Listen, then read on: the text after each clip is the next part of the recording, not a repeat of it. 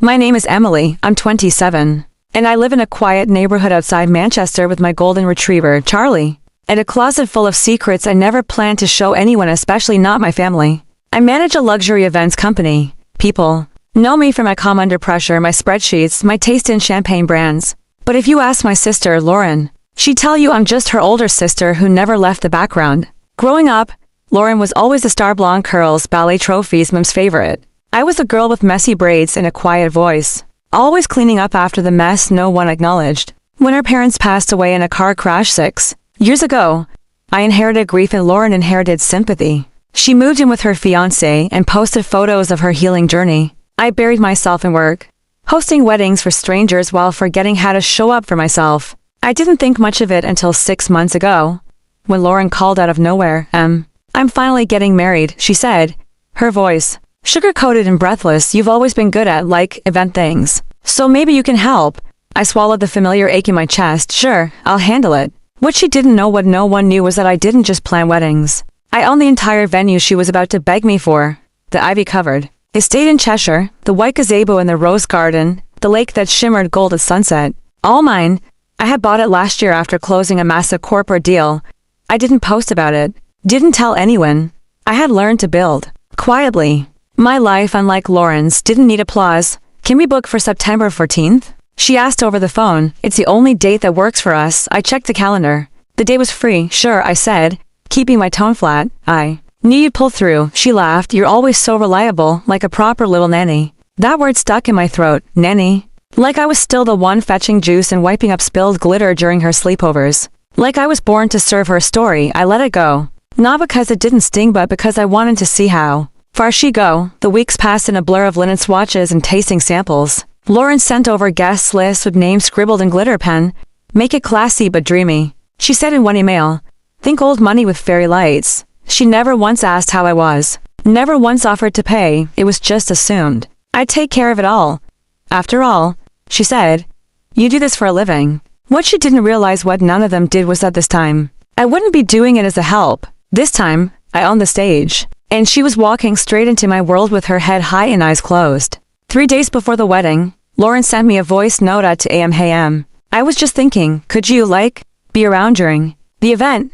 To help with the guests, keep the little ones occupied. Maybe even watch Uncle Gary. You know how he drinks too much wine. You're so good with that stuff. I stared at my phone in the dark, thumb hovering over the reply button. No mention of thanks. No hint that she understood the weight of what I was managing behind the scenes. Just another casual assumption. Emily will take care of it. Emily always does. I replied the next morning with a short, sure, I'll be there. Not as a babysitter she expected. As a woman holding the keys to the kingdom she thought was hers. By the time Friday rolled around, the estate was glowing with lights. Florists bustled in the garden, stringing peonies across the archway. My staff moved like clockwork. Chairs arranged in perfect symmetry, champagne chilling in crystal buckets. Every inch of the venue was dressed to perfection. Lauren arrived in a whirlwind of lace and lip gloss. Oh my God, she squealed, stepping out of the car. This place is gorgeous. How did you even get them to say yes? I heard this venue's impossible to book unless you know someone high up. I smiled politely. I have a few connections. She waved her hand, already distracted. You're the best. Honestly, I'd die without you. I stood there as she floated off toward the bridal suite, trailed by her 3 bridesmaids and a hairstylist lugging a curling iron. No thank you. No recognition. But it wasn't just her. Throughout the day, guests came up to me assuming I was part of the hired help. Excuse me, miss, do you know where the restrooms are? Can you refill the Prosecco? Oh, you're doing such a lovely job. Lauren's lucky to have such a devoted assistant. And then, during rehearsal dinner, it happened. Lauren stood in front of everyone, glass in hand, her fiancé beside her. We just want to say thank you to all the amazing people who made this possible, she said, beaming, to our friends, our families, and of course, my sister, Emily. She turned toward me with a patronizing smile. She's been such a trooper. Basically our unofficial nanny slash coordinator slash everything woman. The room erupted in polite laughter. I didn't smile. I didn't move. Nanny. The word hit harder this time, amplified by 30 sets of eyes and a microphone. No one saw the flicker in my jaw. No one noticed how I slowly sipped my water while swallowing the decades of being seen as a helper, never the equal.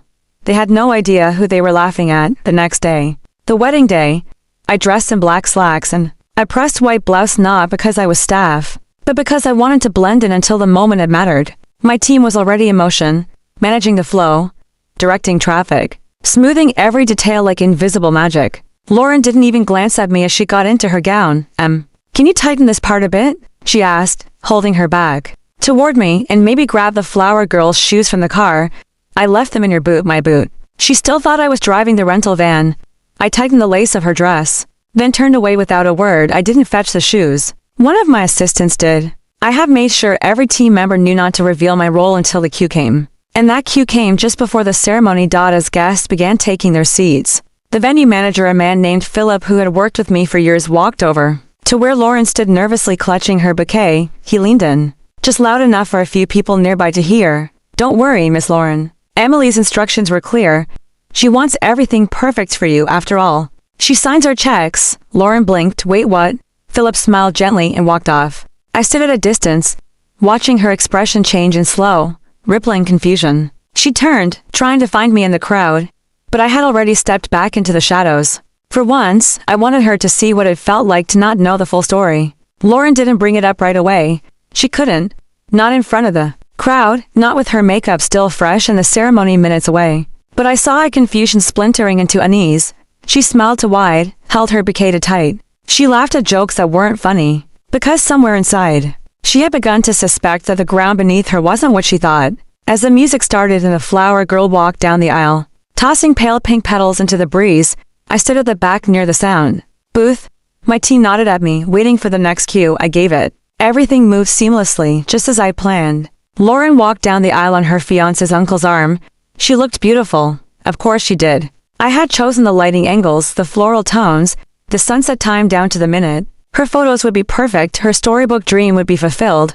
But this time, I wasn't in the background. I was the author of the story after the vows and the applause, and the endless rounds of smiling for cameras. The reception began under the tented canopy beside the lake. Chandeliers sparkled overhead and the tables were set with gold-rimmed china and handwritten name cards. As Lauren floated from guest to guest, basking in compliments, I stayed near the bar, where my assistant had set up a small corner for me to observe. My job, technically, was done. But I waited. She found me after the first dance, she said, breathless from spinning in her stilettos.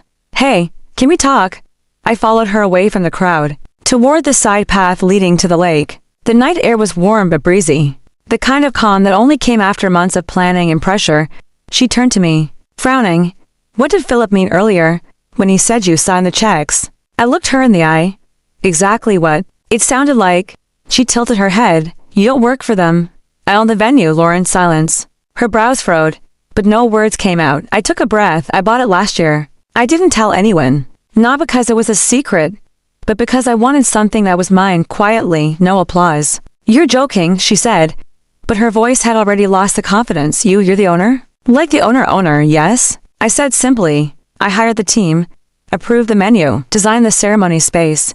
Your entire wedding unfolded on a property I own. She blinked, like she was processing a language she didn't know she'd have to learn. You never said anything, she muttered. You never asked, I replied. You just called me the nanny, the help. Like I was still the girl who held your hair back when you drank too much wine in college, and needed someone to clean your mess. Her cheeks turned red, not from anger, but embarrassment. I didn't mean it like that, she said quietly. But you said it like that, I replied. She looked down at her hands. Why didn't you tell me? You could have, what? Bragged, rubbed it in. That's not me, Lauren. I don't need to broadcast my life. I offered you this venue not because you're entitled to it, but because, somewhere deep down, I thought maybe this time you see me as your sister, as your equal. She said nothing. I let the silence hang between us like a slow exhale. I didn't want to embarrass you, I continued. I just wanted you to know that I'm not the same girl who stood behind you in every family photo. I built something on my own, and I won't keep letting people step over me like I'm invisible. She finally looked up. I'm sorry, I believed her, but apologies are strange. They don't undo the damage, they just acknowledge the bruise. I nodded. I know you didn't mean to hurt me, but you did again. And I think it's time you start recognizing the difference between being kind and being careless. She looked like she wanted to say something else, but the DJ's voice boomed from the speakers, calling her back for the cake cutting. She walked away slowly, her dress brushing over the gravel, her posture just a little less perfect. I stayed by the lake a while longer, watching the stars flicker above the water for the first time in years. I felt fully grounded not as someone's backup plan, but as a woman who had taken her power back without raising her voice. The rest of the night passed in a blur of music and clinking glasses. Guests danced under the chandeliers, snapping photos and laughing, unaware of the quiet shift that had just occurred between the bride and her so-called nanny. Lauren didn't approach me again that evening. I watched her from a distance, her smile a bit more forced now, her eyes flickering toward me every few minutes. She looked like someone who had just opened a gift and realized it came with a mirror inside. Uncomfortable, unexpected, impossible to ignore. By 11 p.m., most of the guests had filtered out. The DJ started packing up, and the catering team began clearing dessert plates still dusted with powdered sugar. I walked slowly across the lawn toward the main building, where a few staff were gathering for debrief. As I reached the back terrace, I heard voices coming from inside the bridal suite.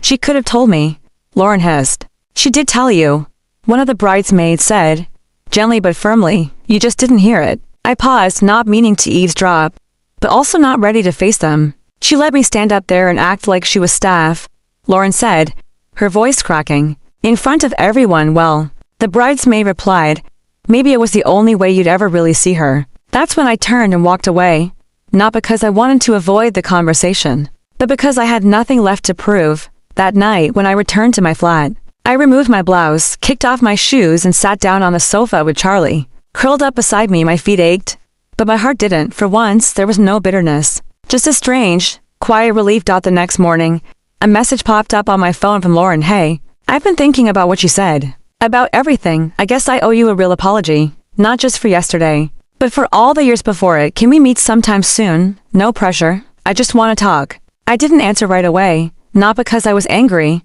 but because I wasn't sure if I was ready to reopen a door I'd finally learned to close without slamming. Instead, I stood by the window with my coffee, watching the city breathe beneath the morning clouds. The venue would be quiet now, back to its usual calm between events. I knew the staff would take care of cleanup.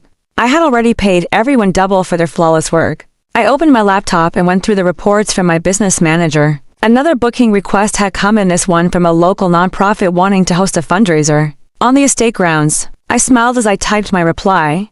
That was what I cared about now.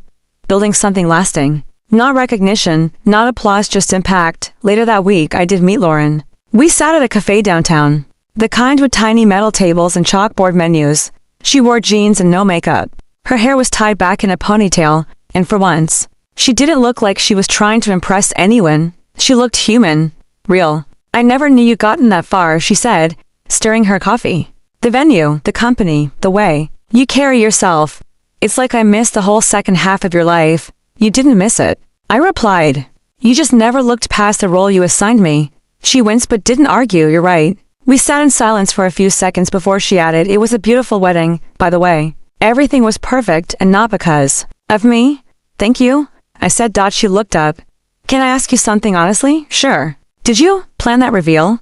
The moment Philip told me who you really were, I held her gaze. Not exactly. I just stopped hiding. That's not the same thing. Lauren nodded, chewing on her lip. It kind of broke me, in the best way. I realized how small I kept you in my head, and how much I depended on you seeing yourself that way too. I appreciated the honesty, but apologies are like rainfall. They only matter if the roots change after the storm. So I leaned back and said, I'm not angry anymore, but I'm also not the girl who waits to be acknowledged. I've grown into my own skin, and I won't shrink to fit into someone else's version of me ever again. Lauren's eyes filled with tears. I'm proud of you, truly, and I hope one day I'll earn back a place in your life that isn't built on assumptions. We hugged before parting ways, not like sisters desperate to fix the past, but like two women learning how to meet each other again as adults. After that meeting, Lauren and I didn't become best friends overnight. There were no sudden floods of sisterly bonding, no daily phone calls or matching mugs in the post. But something shifted gently. Carefully, we started checking in once in a while. Texts about ordinary things, a photo of a sunset she saw during her honeymoon, a message from me about a new event I was proud of. Nothing too deep, just enough to say, I see you now, and maybe I'm trying to be better. But rebuilding doesn't always look like reunion. Sometimes it just means letting go of what hurt while keeping the door unlocked. A few months passed. Business was booming. I'd hired a new assistant manager, started consultations for a second location in the Cotswolds, and even began mentoring to young women who reminded me of myself 10 years ago, quiet, overlooked, but with fire behind their eyes. Then one afternoon, as I was reviewing floor plans for an autumn wedding, I got a call from an unknown number. Hi, is this Emily Clark? Yes, speaking. This is Julia Hart. I'm calling on behalf of the Regal Bride magazine. We'd love to feature your estate in our upcoming spotlight on independent venue owners across the UK. I blinked. I'm sorry, how did you get my contact? She laughed lightly. Your sister Lauren sent in your name, said we'd be daft not to include you. Mentioned you hosted her wedding and ran one of the most graceful operations she's ever seen. I didn't say anything for a moment. Are you still there? She asked. Yes. I replied softly. I'd love to be part of the feature. After we hung up, I sat in silence for a few moments, letting it sink in. Lauren had done that, quietly, without fanfare, a small gesture of public recognition that, coming from her, felt bigger than any bouquet of apology ever could. I didn't call to thank her. I didn't need to. I just sent a message. Thank you. That meant more than you know. She replied with a single heart emoji and a photo of her dog curled up in her lap. It was her way of saying we're good. But still, even with this soft re-entry into something like sisterhood, I never stopped protecting my space. Because I'd learned that kindness without boundaries wasn't kindness, it was surrender. And I was done surrendering. One evening, as I was locking up after a long day, I walked past the rose archway, the very one Lauren had stood under in her gown. Smile fixed and assumptions intact, the garden was quiet now, golden light filtering through the vines. I paused, placing a hand gently on the old stone pillar. This place had seen so many people vow forever, some meant it, some didn't. But me? I have made my own kind of vow here. One no one else witnessed. I have vowed to never again be small for someone else's comfort. To never let titles like nanny or helper define the worth of what I bring to the table. I have vowed to build a life where I didn't have to beg to be seen. That vow had saved me more than once. A few weeks later, I hosted a wedding for a woman named Isabella, quiet, awkward bride who kept apologizing every time she made a request. I'm so sorry, is it alright if we add lavender to the bouquets? I know I've changed it 3 times. I just want my mom to feel like she's part of it. I smiled and told her, it's your wedding. You don't owe anyone an apology for making it your own. She looked at me like I'd just given her permission to breathe. And in that moment, I saw myself again, the girl who used to shrink, the woman who now stood tall. That weekend, Isabel sent me a handwritten note. You didn't just run the venue, you made me feel like I mattered. Thank you for reminding me I'm allowed to take up space. I pinned it to my bulletin board above my desk because yes, I built a company. I bought land, trained staff, landed features and magazines. But what I was proudest of was this: I'd unlearned the lie. That kindness has to come at the cost of your own dignity. Life moved forward. Not in leaps but in measured, careful steps. By the time winter settled over Manchester, the estate had quieted. The roses slept under burlap wraps, the gazebo stood like a frozen memory in the snow, and the stone paws sparkled under frost. I spent more time at home with Charlie, curled under a blanket, sipping tea while reviewing contracts or sketching ideas for the spring catalog. Peace had finally become a regular guest in my life, not just a visitor who left when things got hard. Then one morning, I received a letter, not a text, not in a mail, a handwritten letter, in delicate cursive on thick cream paper. The envelope had no return address, but the handwriting was instantly familiar. It was from my Aunt Margaret, our mother's older sister, someone I hadn't spoken to in years. She had always been closer to Lauren, preferring her brightness, her polished presence. I remembered her telling me once at Christmas, "You'll be a wonderful support to your sister one day." Support. That word again. I opened the letter slowly, unsure of what I'd find. Dear Emily, I was at Lauren's wedding. You didn't see me. Our side of the family arrived late, and I slipped in quietly. But I wanted to write to you now, months later, because I owe you an apology. For years, I saw you only through the lens of who you were as a child, the quiet one, the helper, the background shadow to Lauren's spotlight. I think we all did, and I never once stopped to ask what you were becoming. But that night, I watched you from across the garden, quietly orchestrating a flawless event, moving with calm and certainty, and I realized you had become a woman of grace and quiet power. Your sister may have taken longer to see it, but I see it now too. I'm sorry for the part one played in keeping you small. Sincerely, Aunt Margaret. Sat with the letter in my lap for a long time. It wasn't just the apology, it was the fact that someone had seen me, finally. Without me having to scream.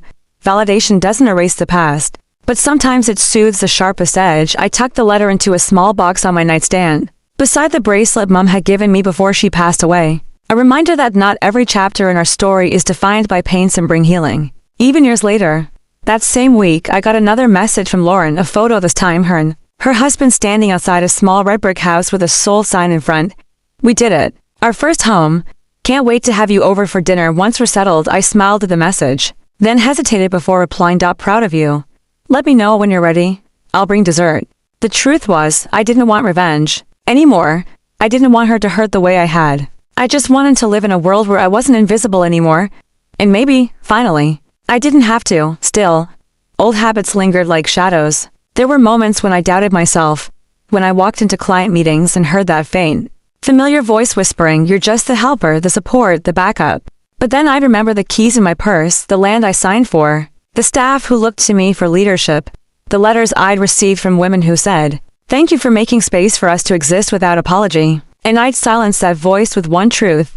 I'm not less because I was quiet. I was building while no one looked, and now, they do. One evening, Lauren invited me to a small dinner at their new house. It was modest, nothing like the glossy perfection she used to chase. She wore slippers and a hoodie. No makeup. She looked happy. As we ate spaghetti from chipped bowls and laughed about a neighbor's runaway cat, I realized how different things felt. Not forced, not filtered. Just simple and real. After dinner, as I helped her wash dishes, she turned to me. She said, handing me a damp plate, "I think the biggest mistake I made wasn't underestimating you. It was assuming you'd always be there too. Carry the weight without needing anything back." I nodded slowly. "And now?"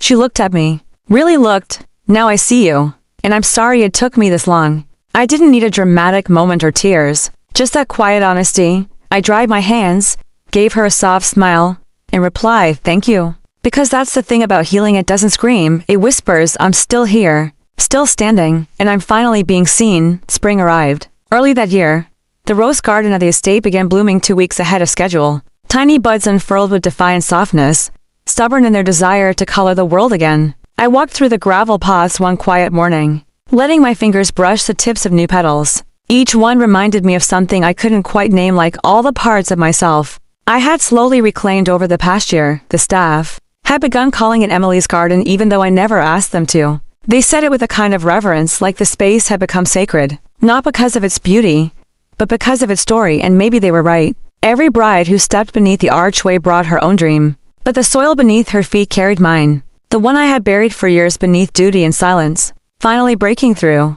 One Thursday morning, as I prepared for a charity gala we were hosting on the grounds, a young woman arrived early. Her name was Abigail, barely 23, tall, nervous, clutching a clipboard like it was a shield. "I'm here to help set up," she stammered. "I'm just an intern. I hope I'm not in the way." I smiled gently. "You're not in the way at all. You're part of the process." She looked up, surprised by the warmth in my voice. "Thanks. I've never worked on anything this big before. Honestly, I didn't think I'd get picked for this placement. I don't come from a fancy background or anything, neither did I almost said. But instead I just replied, "What matters is how you show up, and you're here. That's already enough."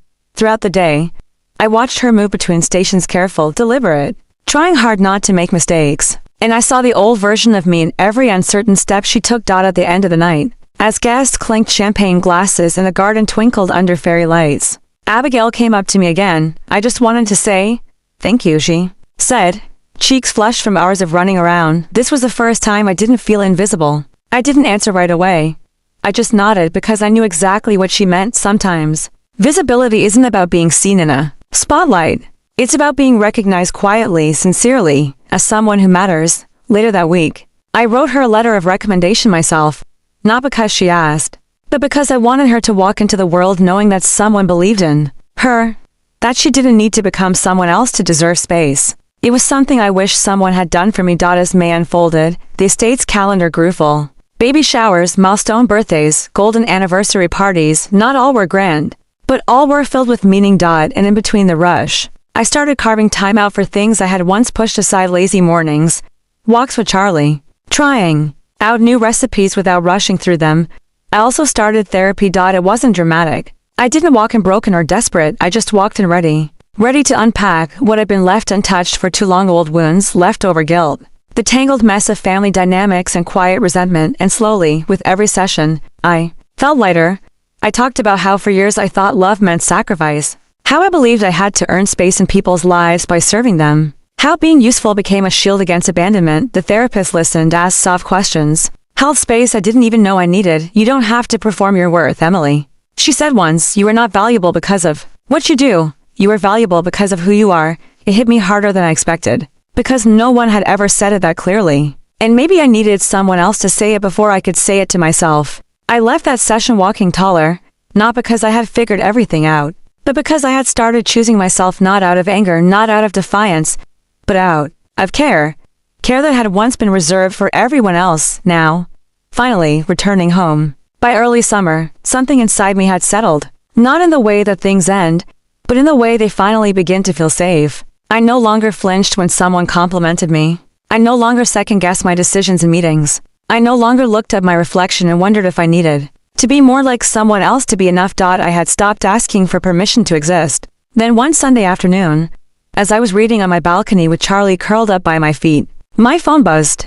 A video message from Lauren. I hesitated before opening it. We hadn't spoken much in the last month, just a few texts here and there, not out of avoidance, but because things had finally become stable.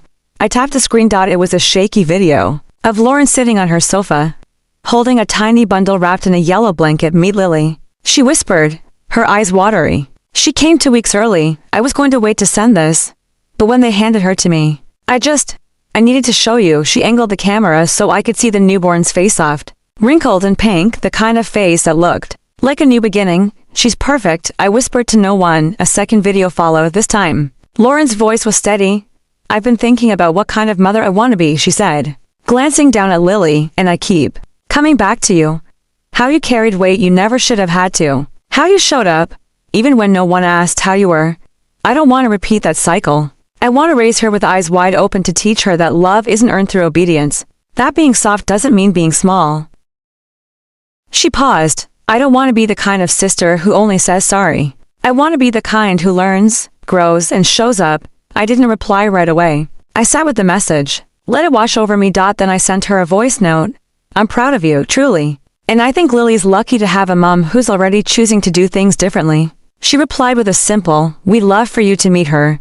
Whenever you're ready. I didn't say yes that day, but I knew I would eventually, on my terms. A few nights later, I had dinner with Abigail, the intern from the gala. She had officially joined our team after graduation. She brought fresh energy to the office, the kind that reminded me how far I'd come. Can I ask you something personal? She said between bites of Thai takeout. Sure. Were you always as confident? I laughed. Not even close. What changed? I thought for a moment. I stopped waiting to be chosen. I started choosing myself instead. She nodded slowly, like she was writing that down somewhere deep inside. We finished dinner in easy silence. The kind you only share with people who make space for your full story, not just the polished parts. That weekend, we hosted a wedding for a couple in their 62nd marriage for both. There were fewer guests, but more emotion when the groom saw the bride walking down the aisle. He broke into tears right there under the archway. I never thought I'd get to love like this again, he said aloud. The whole garden went quiet, and I felt it, that familiar ache in my chest. Not sadness, just that tender kind of hope. The reminder that it's never too late to build a life you're proud of. To be loved in a way that sees all of you after the reception. As the last lanterns flickered in the wind, I stood by the lake. The water reflected the sky, calm and blue-gray, with a single swan gliding across. I thought about Lauren, about Lily, about the girl I used to be and the woman I had become.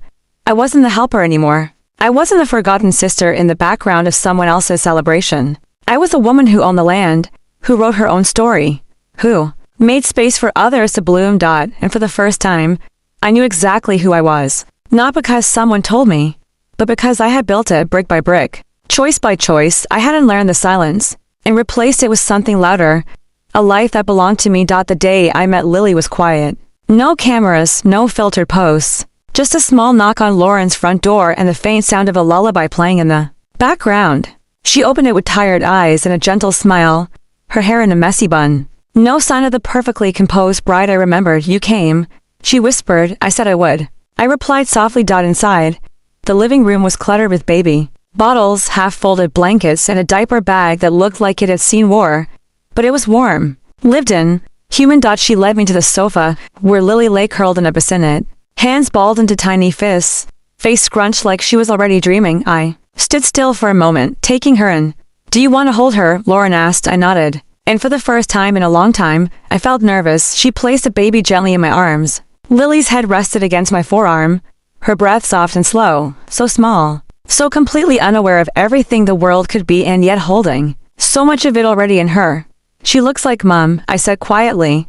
Lauren sat down beside me, blinking hard. I see it too, in her chin, Mostly, we sat like that for a while. No need to fill the silence, just existing beside each other, sometimes. Lauren said after a while, I get scared I'll turn into her. I turned toward her. Not the warm parts, she continued, voice trembling. The parts that looked the other way. The parts that expected you to always be the strong one just because you didn't cry as loudly. You won't, I said. Gently, you're already doing it differently, she nodded, wiping at her cheek. It's strange. Isn't it? How we can grow up in the same house, but walk away with such different stories. I looked down at Lily. We didn't walk away with different stories, we just learned different lessons. You learned how to take up space. I learned how to survive in the spaces left over. Lauren was quiet after that. But I saw something shift in her, something quieter than guilt, softer than regret.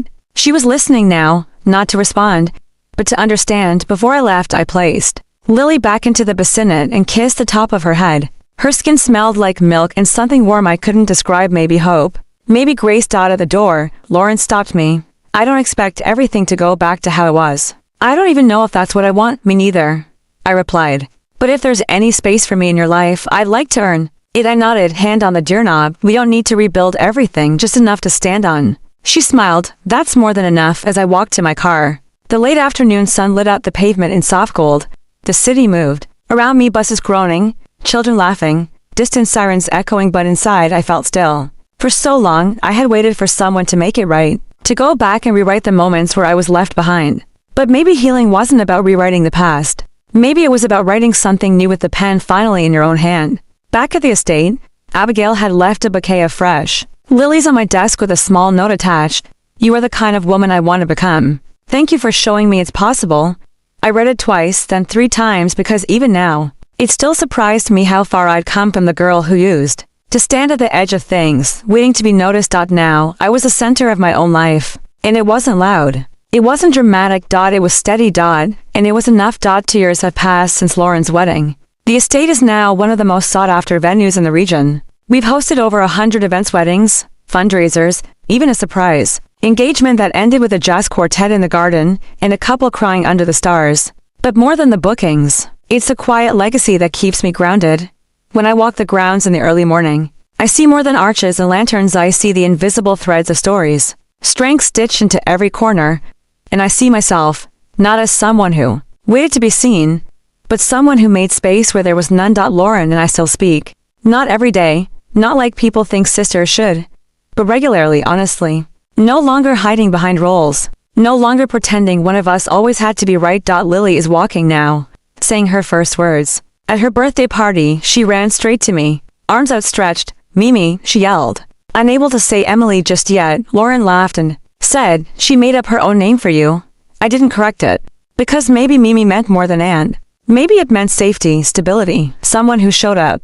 Not because it was required, but because love, when it's real, isn't about obligation. It's about choice, and I've chosen over and over again to live differently. The past still echoes sometimes. Certain words still trigger old versions of me, the girl who flinched at being overlooked, who tried too hard to please everyone in hopes they might one day see her. But now, I have armor. It's not made of steel. It's made of boundaries, of late-night journal entries and soft, firm no's, of rooms I walk into without shrinking, of decisions I make without seeking approval. And most of all, of the life I built brick by brick, belief by belief. Sometimes, people still get surprised when they learn I own the estate. Oh, I thought you were just a planner, they say. I smile. No, I reply, I'm the owner. Just like that day Lauren first heard it. Only now. I don't need anyone to whisper it for me. I say it with ease, not pride, just truth. Last week, I spoke at a local university. They invited me to talk to a class of young women in a business and leadership program. I stood at the front of the small auditorium, hand steady, voice clear. I used to think I had to be loud to be respected, I said. But then I realized being grounded is louder than shouting. Being kind without being a doormat, generous, without self-erasure, that's real power. One student raised her hand. How do you stay confident when people keep underestimating you? I smiled. Let them underestimate you. Just make sure that while they're looking past you're building the very ground they'll one day need to stand on. After the talk, a girl slipped me a note on the way out. Thank you for showing us that being quiet isn't the same as being weak. I tucked it into the notebook I carry everywhere. It's filled with moments like that, reminders that all the pain, the silence, the long stretch of invisibility, it wasn't wasted. It was shaping me. One morning not long ago, I woke up early and drove to the estate before anyone arrived. I stood in the center of the garden, barefoot on dew-soaked grass, watching the sky shift from gray to gold.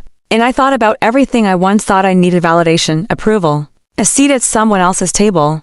I don't want those things anymore because I built my own table.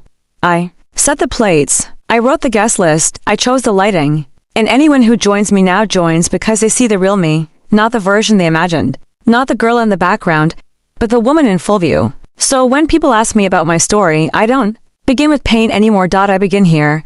I am Emily Clark. I was once called the nanny at a wedding I hosted. What they didn't know was that I own the venue. And that's just the beginning.